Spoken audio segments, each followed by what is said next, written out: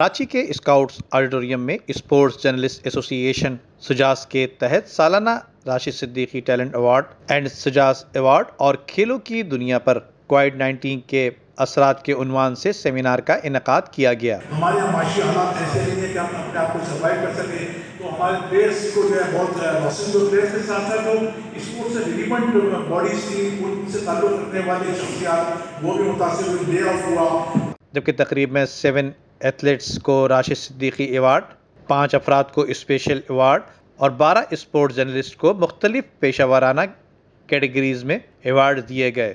سجاس gold medal karate queen Kulsoom Hazara, doctor M A Shah gold medalist senior journalist anchor person Waheed Khan کے نام رہا۔ High light کرتے ہیں میڈیا میں، اس کے بغیر ہماری اچیومنٹ شاید ادھوری رہ جاتی ہے۔ سو آج میں اس پلیٹ فارم کے توسط سے جتنے بھی اسپورٹس جرنلسٹ بیٹھے ہوئے ہیں بہت سارے، میں ان کے تہہ دل سے بہت شکر گزار ہوں۔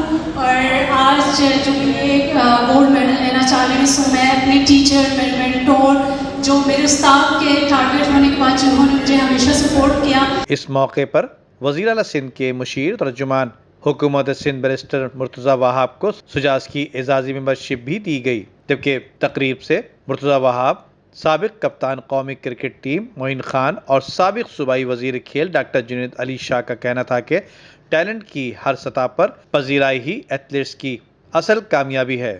کیمرہ مین ٹیم کے ساتھ Nadeem Siddiqui, M7 city news, Karachi.